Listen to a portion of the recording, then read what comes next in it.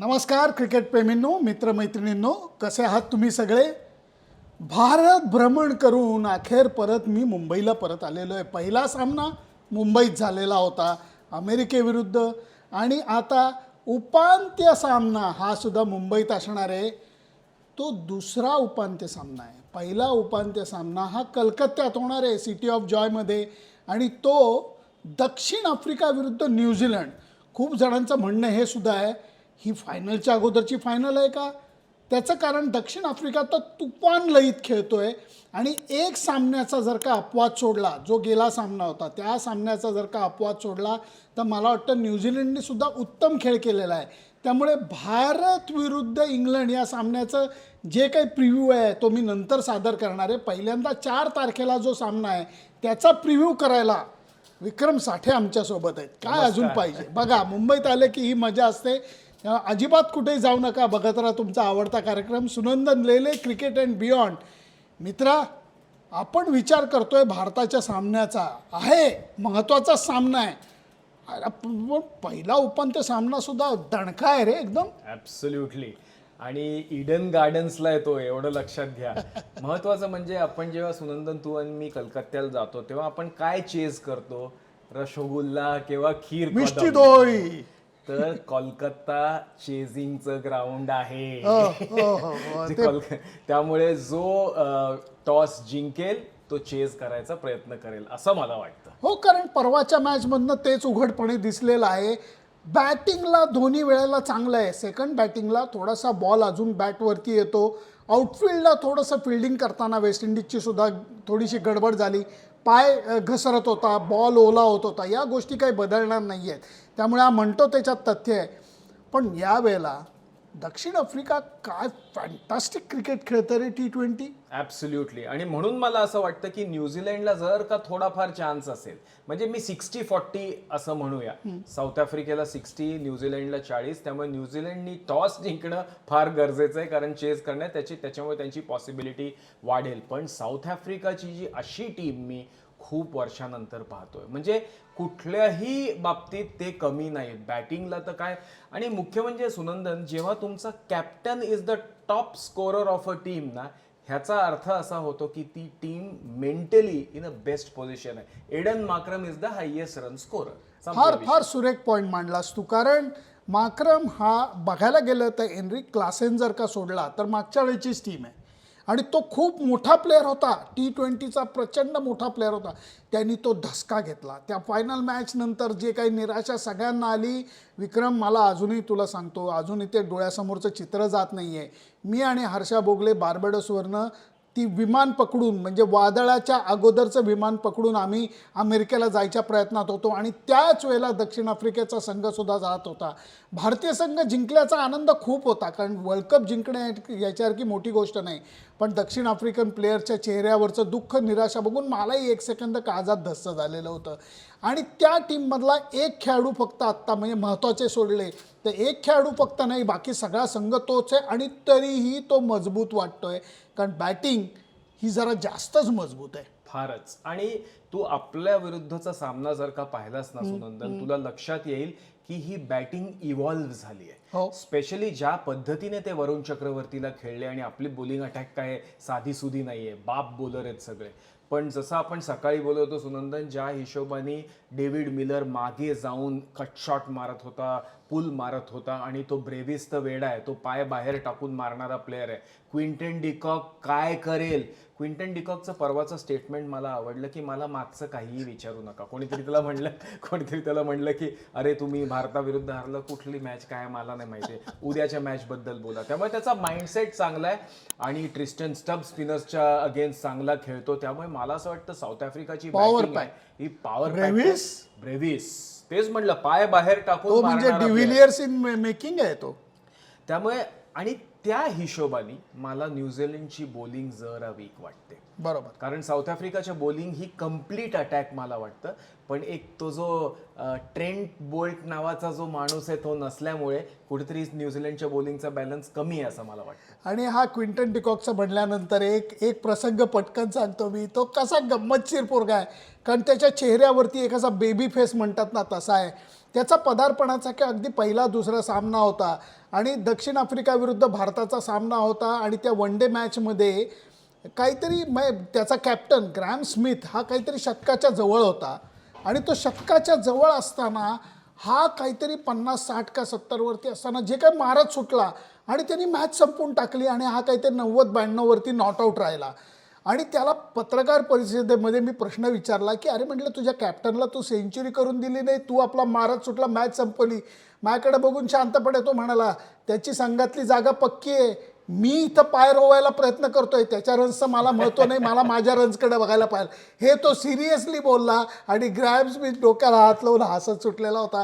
कारण Quinton de Kock हा असा प्लेअर आहे, भारतात खेळायचा अतिप्रचंड मोठा अनुभव त्याकडे आहे, अतिप्रचंड. IPL हे बरेच वर्ष खेळत आहेत आणि तो ग्राउंड स्ट्रोक्स आणि हवेतनं मारणारे फटके दोन्हीही लिलया मारतो. स्पिनरलाही तो तेवढा चांगला खेळतो. आणि नंतर जसं तू म्हणालास की ब्रॅव्हिस आहे, ट्रिस्टन स्टब्स आहे, मिलर आहे, हे सगळीच एकदम पॉवर पॅक बॅटिंग आहे आणि त्याच्यातनं तो बॉश नावाचा एक अष्टपैलू खेळाडू आला आहे. तो आहेच. त्यामुळे न्यूझीलंड बॉलिंगबद्दल सुनंदन तुला काय वाटतं मला माहिती नाही, पण माकरम खेळत असताना आणि हा क्विनी डिकॉक खेळत असताना पॉवर प्लेमध्ये सँटनरला आणावं का, हो हा प्रश्न पडतो. कारण जर का तू लेफ्ट आर्म स्पिनर आणला आणि सँटनर सारखा तर माझा आवडता बॉलर आहे, तो आउटस्टँडिंग बॉलर आहे, आणि माकरमला जर का तुम्ही अगेन्स्ट द म्हणजे राईट हँडर जो बाहेर जातो बॉल ह्याच्यामध्ये ट्रॅप करायचा प्रयत्न केला, पण आपण बघतो सँटनर बॉलिंग करत असताना मधले ओव्हर फार महत्वाचे आहेत. त्यामुळे तुला काय वाटतं की क्विंटन डिकॉकला तुम्ही पायात टाकलं तर छकडी संपलं. त्यामुळे तुम्हाला बॉलर पाहिजे जो त्याच्याकडनं बॉल बाहेर घेऊन जाईल, तर काय स्ट्रॅटेजी असेल तुला असं वाटतं न्यूझीलंड बॉलिंग? पहिली महत्त्वाची गोष्ट म्हणजे ओव्हर शेवटच्या पहिल्या 6 शेवटच्या 6 कोणी टाकायच्या हे कॅल्क्युलेट करताना चूक करून चालणार नाही. जो सामना त्यांनी इंग्लंड विरुद्ध गमावला तेव्हा तेच कॅल्क्युलेशन त्यांचं चुकलं हे लक्षात घ्यायला पाहिजे. कारण त्यांच्या स्पिनरमध्ये सँटनर, सोदी हे अर्थातच चांगले आहेत आणि ते अनुभवी बॉलर आहेत, पण त्याच्याबरोबर यांनी फिलिप्सनी एक टाकली, लॉकी फर्ग्युसन महत्वाचा आहे. तर याच्यातल्या अनुभव कमी असलेल्या मेकशिफ्ट नाही पण ऑलराऊंडर कॅटेगरीतल्या बॉलर्सना शेवटच्या 6 ओव्हरमध्ये देऊन चालत नाही. फिलिप्स कितीही चांगला खेळाडू असला तरी त्याला ते दडपण झेपलं नाही, त्यांनी खूप चुका केल्या आणि त्याचा फटका त्यांना सहन करायला लागला. त्यामुळे हा जे म्हणतो थांबवण्यापेक्षा आऊट काढण्यासाठी काहीतरी करायला लागेल. आणि म्हणूनच मला असं वाटतं लॉकी फर्ग्युसनला सुरुवातीला जर का राऊंड द विकेट, ती जी लाईन असते बघ, ती राऊंड द विकेट करून बॉल असा किंवा आणि त्याचे स्लोअर वन्स हे जर का करता आलं त्यांना व्यवस्थित, ईश सोडी खेळेल का नाही मला माहिती नाही, स्पिनर्स तर मला सँटनर आणि हे करतील आपलं काम. प्राचीन रवींद्रनी चांगला दाखवलेला आहे बॉलिंग टाकताना. मॅट हेनरीचा काय बॉल स्पीड असेल त्याच्यावर अवलंबून आहे, पण ईडन गार्डन्सच्या विकेटवर पण माझ्या मते जरा माझं कन्फ्युजन होतंय. बहुतेक यांच्यातला एक कुणीतरी बॉलर घरी त्याच्या पहिल्या मुलाच्या डिलिव्हरीसाठी गेलाय. मॅट हेनरी बहुतेक गेलेला आहे माझ्या मते. आपण ते चेक करूया, तुम्हाला माहिती असलं तर तुम्ही ते सांगा. पण याच्यातला एक महत्त्वाचा फास्ट बॉलर हा घरी त्यांच्या पहिल्या बाळाच्या जन्मासाठी म्हणून घरी गेलेला आहे. महत्त्वाची गोष्ट काय आहे की हे दडपण स्वीकारून हे दक्षिण आफ्रिकेचा जो जगरनॉट आहे तो थांबवण्यासाठी एक असा प्रयत्न करणार. कारण आपण दक्षिण आफ्रिकेच्या बॉलिंगकडे सुद्धा थोडंसं येऊया. कारण लुंगी एनगिडीनी या चेन्नई सुपर किंग्ज नावाच्या एका विद्यापीठामध्ये जरा जास्त शिक्षण घेतलं असं मला वाटतंय. अगदी बरोबर. आणि शिक्षण कसं घेतलं सुनंदन की तो CSK कडनं जास्त खेळलेला नाहीये, पण त्यांनी परवा सांगितलं की तो खेळत नसताना बाहेरनं त्यानं ड्वेन ब्रावो बरोबर खूप प्रॅक्टिस केली आणि ते स्लोअर वन्स डेव्हलप केले. म्हणजे परवा संजू सॅमसन हेच म्हणाला, बाहेर बसून रडू नका. बाहेर बसून संजू सॅमसननी विराट आणि रोहितची बॅटिंग पाहिली आणि आपली बॅटिंग सुधारली, पेशन्स ठेवला. तसंच लुंगी अंगिडीनी ते स्लोअर वन्स डेव्हलप केले आणि आपल्या विरुद्ध त्यांनी हवा केली. महत्त्वाचं म्हणजे त्यांनी एका स्टेटमेंटमध्ये सांगितलंय की एका वेळी जेव्हा सूर्याला मी बॉलिंग टाकत होतो तेव्हा मला असं वाटलं की मी हिरो बनावं, त्याची विकेट काढावी, पण मला एकदम लक्षात आलं की जर का तुम्ही अति अग्रेसिव्ह व्हायचा प्रयत्न करणार तर तो तडी लावू शकतो. त्यामुळे त्यांनी स्लोअर वन्स वापरले आणि भारताला प्रॉब्लेम निर्माण केले. त्यामुळे एंगिडी, रबाडा कॉर्बिन बॉश चांगली टाकतोय, उत्तम टाकतो. केशव महाराज. हो. त्यामुळे त्या साऊथ आफ्रिकेची बॉलिंग पण फार डेंजरस आहे असं मला वाटतं. आणि स्वतः मार्क्रम तो सुद्धा चांगली टाकतोय. म्हणून म्हणलं की परिपूर्ण टीम आहे. बॅटिंग मध्ये जर का बोलायचं झालं न्यूझीलंडच्या बॅटिंग मध्ये तर फायर पॉवर जी आहे ती सगळी वरती आहे. कारण तळामध्ये एकदम काय म्हणतात त्याला, त्यांच्याकडे तेवढी फायर पॉवर खाली दिसत नाहीये. त्यामुळे त्याला ते कसं कॅटर करतायत. वरच्या बॅट्समननी जर का राचिन रवींद्र आणि या सगळ्यांनी वरती रन्स केल्या प्रश्नच मिटेल. कारण जर का ह्याच्यामध्ये ग्लेन फिलिप्सच्या बॅटीमध्ये बॉल लागायला लागले तर त्या आउटफिल्डवरती आणि त्या मानाने त्या छोट्या बाउंड्री लाईनवरती जे काही तो धुमाकूळ घालू शकतो. पण ह्या सगळ्या जरतरच्या गोष्टी आहेत आणि ह्याच्यामध्ये सगळ्यांचं आता एक पालुपत झालेलं आहे की बॅट्समनला वेगच देऊ नका, शॉट मारायला वेग देऊ नका. कारण बॅट स्विंग थांबवून ॲडजस्ट करून मारणं हे करायला लागलं तर बॅट्समनना अडचण येते. झोपाळ्यासारखा स्विंग आला तर बॉल बाहेर जातो हे आपण बघितलेलं आहे. आणि याच्यामध्ये संजू सॅमसनकडनं सुद्धा हे लोक खूप शिकलेले असणार. अगदी बरोबर. पण तू हे पाहिलंस का न्यूझीलंडची स्ट्रेंथ त्यांची ओपनिंग पार्टनरशिप. होय होय होय. सीफर्ट आणि ॲलन. हो हो. आता तू जे जसं म्हणतोय तसं सीफर्ट आणि ॲलनला बॉल हळू टाकायला लागणार. हो. त्यामुळे बॉलिंग कोण टाकणार. कारण एंगिडी ओपन करणार का. कारण हे दोघं जर का गेले पुढे तर मग खाली बॅटिंग एकदम मोठी वाटायला लागते. रचिन रवींद्र, तुमचा Daryl Mitchell dangerous player, Mark Chapman आणि मिचेल सँटनर सुद्धा तड्यात देतोय. फक्त काय आहे की जर का पहिल्या 2 विकेट्स घेतल्या, जर का रबाडा आणि एंगिडीनी काढल्या आणि मग त्यांनी तो महाराज बिराज येऊन हे केलं तर गडबड होऊ शकते. बाय द वे आपण साऊथ आफ्रिकाचा एक मोठा प्लेअर विसरलो, डेव्हिड मिलरचं काय. अरे दांडगट आहे बाबा तो, दांडगट. त्याला सुद्धा भारतात खेळायचा प्रचंड अनुभव आहे. मगाशी आपण त्याचा ओधरचा उल्लेख केला पण त्याला बाजूला सरकून चालणार नाही. भारताला त्यांनी तर दणका दिला. सुरुवातीला आपण विकेट काढलेल्या होत्या त्या दडपणाखाली सुद्धा मिलरनी फॅन्टॅस्टिक बॅटिंग केलेली होती. आणि ह्यांच्याकडे सुद्धा म्हणजे दक्षिण आफ्रिकेकडे सुद्धा लेफ्ट हँडर राईट हँडरचं कडक कॉम्बिनेशन आहे, त्याचाही फरक पडतो. आणि हे जे तू सुरुवातीचं म्हणलास की सीफर्ट आणि ॲलनचं हे सुद्धा कॉम्बिनेशन डेंजरस आहे. त्यामुळे पहिल्या 6 ओव्हर शेवटच्या 6 ओव्हर याचा सगळा हा खेळ फार मजेदार ठरतो. आणि खेळाडू म्हणतात मधल्या ओव्हर्समध्ये म्हणजे 6 ते 14 मध्ये जे कोण चांगलं करतील ते जिंकतात. आपली बघण्याची दृष्टी काय असते, खेळाडूंची बघण्याची दृष्टी काय असते ही कमाल असते. परत मला जे कळलेलं आहे तुझ्या मित्राकडनं म्हणजे सौरव गांगुलीकडनं ही विकेट टकाटक असणार आहे. आता दोन्ही सेमीफायनल फायनल विकेटच्या बाबतीत काही होणार नाही. ऊन मस्त बाहेर आलेलं आहे, हवेतलं मॉइश्चर निघून गेलेलं आहे. विकेटमध्ये मॉइश्चर हे ठेवणार नाहीत. टकाटक बॅटिंगचं विकेट करतील. आणि भारताचा सामना नसला तरी 70,000 हळूवार आवाजात बोलणारे बंगाली मॅच बघायला येणार आहेत. तुला मी एक प्रश्न विचारणार. बॉलिंग बॅटिंग सोडून तू अजून काय बघणार ह्या मॅच मध्ये. फिल्डिंग रे बाबा.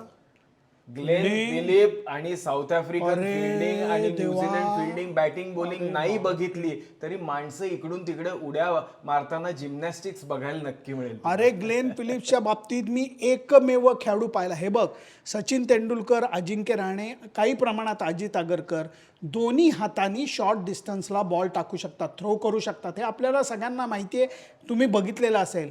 ग्लेन फिलिप्स हा सुद्धा तसा आहे. त्याला इंग्रजीत काय म्हणतात तुम्हाला शुद्ध मराठीत? मराठीत त्याला डेक्स्ट्रस म्हणतात.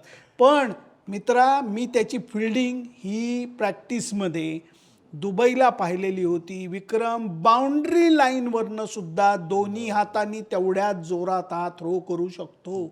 म्हणजे लेले तुमच्यापेक्षा कोणीतरी चांगला फिल्डर आहे. बाप रे बाप, बाप आहे तो, बाप आहे, खरोखर बाप फिल्डर आहे. आणि त्याच्याबरोबर तो पॉइंटला खास करून त्या भागात उभा राहून तो जो झेल पकडतो त्याला पंख लावल्यासारखं मला वाटतं. खरोखर कमाल. म्हणून तेही बघणं एक खूप मजेची गोष्ट असणार आहे. त्याच्या आजूबाजूला जर का बॉल गेला तर तो हवेतनं कसा त्याला पकडून आणतो हे बघणाऱ्यांना कळत नाही. सगळे कॉमेंटेटर फक्त ओरडत सुटतात. त्यामुळे मित्रा, आपलं लक्ष भारताच्या सामन्याकडे आहे पण प्रत्यक्षात पहिला सामना काही कमी रंगतदार नाही आहे. ॲज अ क्रिकेट लव्हर दोन्ही सामने टॉप क्लास आहे. त्यामुळे साऊथ आफ्रिका न्यूझीलंड आणि बाय द वे साऊथ आफ्रिकाची फिल्डिंग हे स्टब्स बिब्स जे काय उड्या बिड्या टाकतात त्यामुळे कम्प्लीट मॅच बघायची झाली ना तर साऊथ आफ्रिका न्यूझीलंड ही नक्की बघायला मिळेल.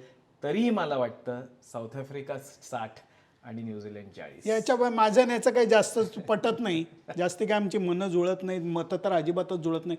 या बाबतीत मी जरा तुझ्याबरोबर. पण आपलं आवडतं गाव कुठलं? क्वीन्सटाऊन. म्हणजे न्यूझीलंडचं पण सॉफ्ट कॉर्नर आहेच. आहे कारण एकीकडे काय म्हणतात त्याला केपटाऊन आहे, दुसरीकडे क्वीन्सटाऊन आहे. क्या बात आहे. त्यामुळे काय म्हणतात याच्यातलं कुठलं वरती येत आहे. पण ही एक मॅच अशी आहे की जास्त प्रेशर लेने का नहीं भिडू, मजे में मैच देखने का, क्रिकेट एंजॉय करने का, खाना पिना दोस्तों के साथ मजा करने का. कारण भारताच्या सामन्याला मन गुंतलेलं असतं, प्रेशर त्यांच्या एवढं आपल्याला सुद्धा येतं. त्यामुळे या सामन्याचा मस्तपैकी आनंद घेऊयात. आमची मतं आम्ही मांडली, तुमची मतं काय आहेत हे आम्हाला नक्की कळवा. फक्त त्याच्याकरता आमचं फेसबुक पेज, आमचं यूट्यूब चॅनल, आमचं इंस्टाग्राम लाईक, शेअर आणि सबस्क्राईब करायला विसरू नका. Bye bye.